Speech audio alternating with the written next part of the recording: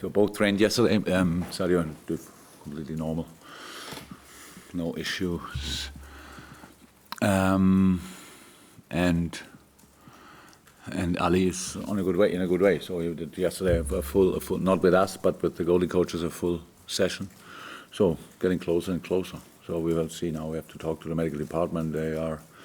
So Ali looks like he is close, but the final word has in the medical department, obviously, because we have to ask how it is exactly. And but that's it. And not for, so Ali is not in contention for tomorrow. To say that, just trained now. It looks like maybe he can train with the team, maybe from Sunday on. But don't know 100%. But it's really close. Nothing else, actually, I think, after the game. Oh, yes. No, Shaq is not ready yet. He's doing rehab. That stuff. Maybe got a knock in his back and against MK Dons early in the game. Looked a bit awkward after the game, but should be good. Yeah, Curtis Johnson, another knock, but that's it. One is not recording anymore? No, ignore that. They're recording. Not your problem. Who? Them or them? Yeah. This weekend sees the FIFA's best men's coach of the year against the LMA manager of the year in Chris Wilder. He was full of praise for you at his press conference yesterday, Chris Wilder. What have you made of the job that he's done at Sheffield United, some of the tactical innovations and the way they've started the season? Oh, it's incredible, what Chris is doing there. Really, I'm looking forward to meet him. To be honest, it's first time that we see each other. It's I saw his team playing now in the analyze period. You always see a lot about the team. It's really interesting. It's what they do. They do really well in the system they play. Really aggressive, good pressing, a lot of things. And then, of course, when they have the ball, this is slightly interesting pattern. And when the centre halves overlap whoever is there, the winger or whatever. So yes, that's interesting. But that's it. But I think I'm 4 years in England now, nearly. I don't know everything about the other clubs, so historically and stuff like this. But it seems to be a big club, obviously, and Sheffield, and they deserve being in the league. So since I've followed the championship a lot, and I know how competitive this league is in going up. The way they did against the teams, they had like Leeds or Derby last year. It's a big one, and so yeah, for sure, really great coach, and looking forward to face his team. 15 Premier League wins in a row now. What does that do for the mentality of the group? Is there almost an expectation now that the players feel they'll win every game? Almost a feeling of invincibility in the Premier League? No, we don't think about it. It's the only moment when I face this, when I even think about it, is in press conferences, because nobody mention it. We don't think about it. It's just the next game, and that's how we won a few of the last games. But thank God we lost from time to time in the Champions League or in other cup competitions, that we still know how it feels. It's really important. You want to change things then if you lose a game or whatever. So, but we just want to go to Sheffield and make their life as uncomfortable as possible. That's the plan. We are considered as a top team, but we don't want to behave like a top team. Playing, if possible, yes, but fighting like actually a proper challenger. That's it, because I don't see any reason for that there should be any advantage for Sheffield apart from playing in their own stadium. So is it allowed that they fight more than us? No. Is it allowed that they run more than us? No. Is it allowed that they just do more like us? No. So we have to be there absolutely spot on. That's the plan. That's the plan. We did it with we tried to make sure with how we planned the week that the boys will be ready for that game, and so now we go there. And how is that for me the first time? Yeah, really looking forward to it. And because of how Adrian is getting more and more, seemingly more and more settled into the way that you do things here, has that taken a little bit of the pressure off Alisson? You don't have to push him or rush him back a bit more. Yeah, of course. So that made everything easier. Imagine it would have been different. So we would have asked probably Ali after a week. Okay, you limp, but don't care. You still can go to goal. That was, but Adrian did and is doing a brilliant job. So yes, that makes everything easier, 100%. And so yeah, that's why I said. But it's important with injuries anyway that you don't rush it, and we really try to never do it. But if you have no other option on a position, and you cut off a couple of days of the rehab time. That's how it is. But we don't really like to take risks or whatever. So we will see when he's ready. Until then, Adrian is our goalie, and so far he did really well. And Chris Wilder was probably half joking yesterday when he said he probably have to have 10 or maybe 11 defenders tomorrow.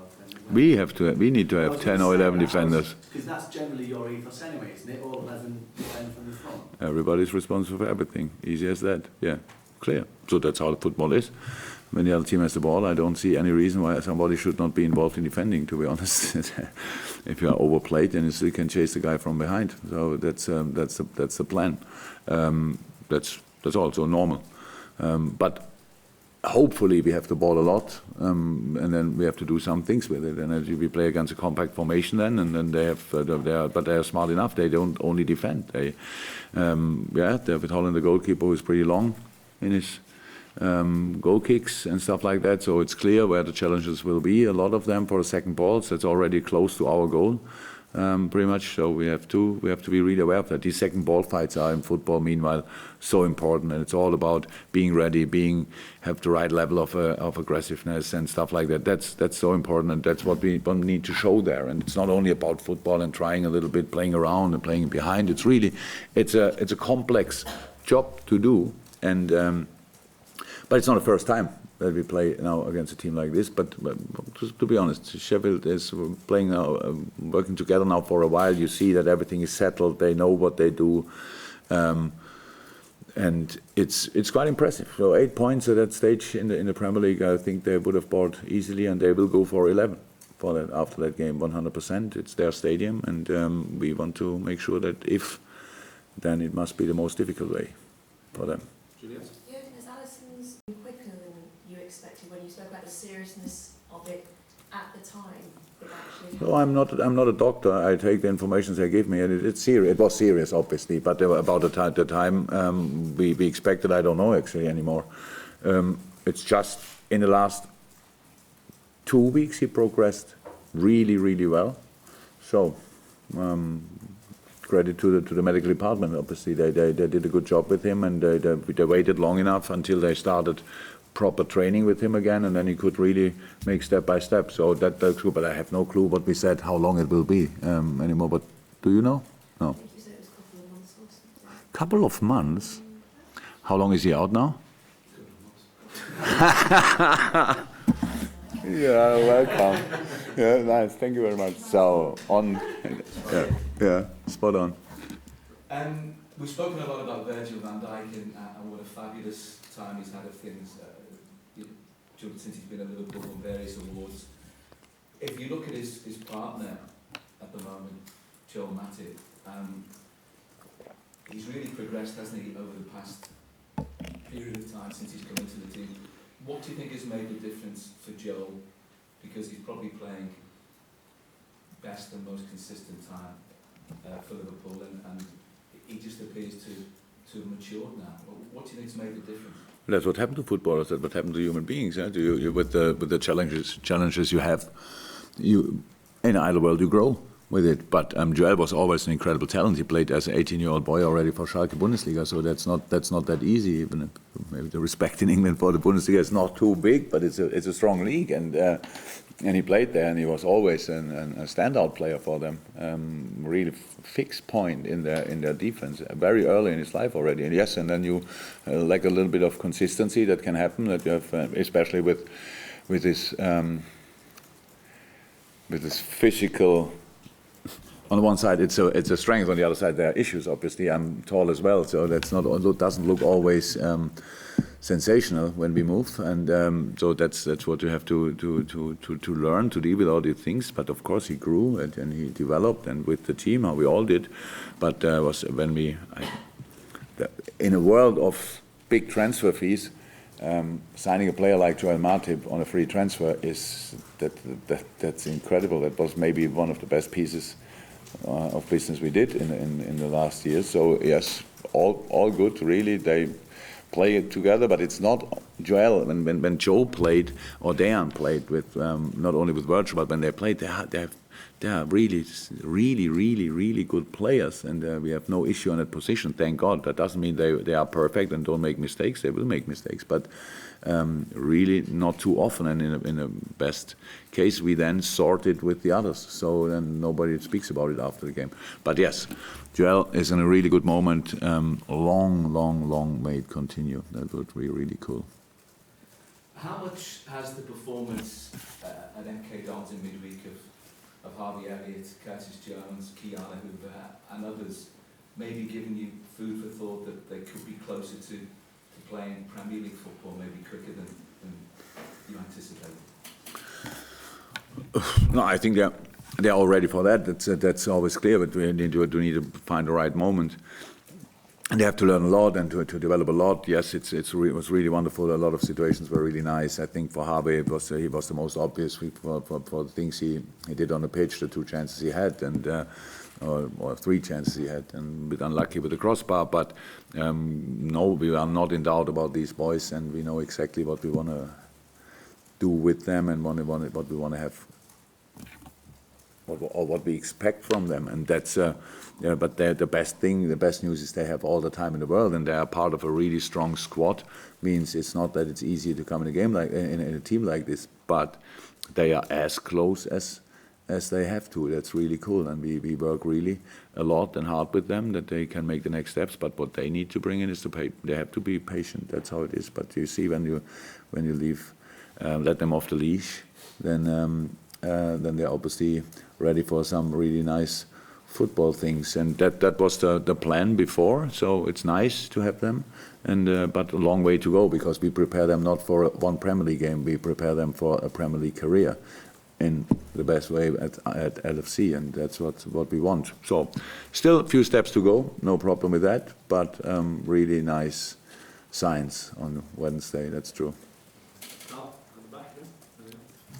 important was that Wednesday night, giving game time to players who have not been on the pitch that much? Because I can imagine there to be some frustrations start to grow if you're not pitching regularly.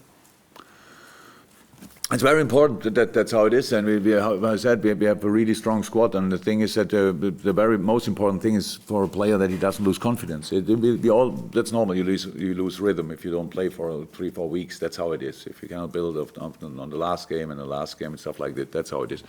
And I think we could see that a little bit. That's in the game though. But on the other side, it's really very important that the boys stay confident, because in a moment when you are a member of this squad, you have to be confident. Only about the fact that you are part of this squad, because we have only really strong players here involved in all that stuff, and so it was cool that we could do that, and we will do that as long as it is possible. It went always to the injury situation and stuff like this, but we really try to keep them all on track. Frustration is not so much an issue, because it's a professional footballer's life. That you know you have to do everything, and sometimes you get nothing in the prospect that you are not in the lineup, or maybe you are not even on the bench or whatever. That's part of the deal actually. But yes, rhythm-wise, it was very important. James Miller was influential in that game. I'm just wondering, how important his role is within the wider squad, and also how important is it to maybe get him down to a new contract within this final year? Millie is unbelievably important. I said that now, I think. Well, no problem to say it again and again, but I said it a couple of times, or very often, because he is Mr. Professional. That's how it is. So he's very serious in all the things he's doing, but still a funny guy. But in the dressing room, in a game like this, like MK Dons, for example, let's take that as an example. You go there, and you play with 5 kids. That's good, nice. and you have then 6 first-team regulars, players, whatever, on the pitch, and they always can, like, okay, and the others didn't even travel, and it could be kind of a feeling, we play Amgedons, nice, thank you very much, boss. But no chance in the team as long as James, the guy like James or Adam or Hendo, if he would have been involved, are in the team. So because from the first moment, if we are here, we give our everything. That's how it is, and that he's a role model for all the young boys. That's one, not only for the young boys, but because exceptional career so far. I don't know exactly. I think we celebrated a couple of weeks ago 500 in the Premier League or something. It's not too long ago, I think, and he looks like he has a few more years in the locker. That's really good, but contract situations, not even when we talk about Millie. We don't talk about here in that room. That's how it is. But we are really happy to have him. David, anything from you? Stand on the back. James, anything from you? Richard, anything there? Lovely. Okay. Thank you very much, mate. See you. By the way, this one is off. Unlucky. Yeah.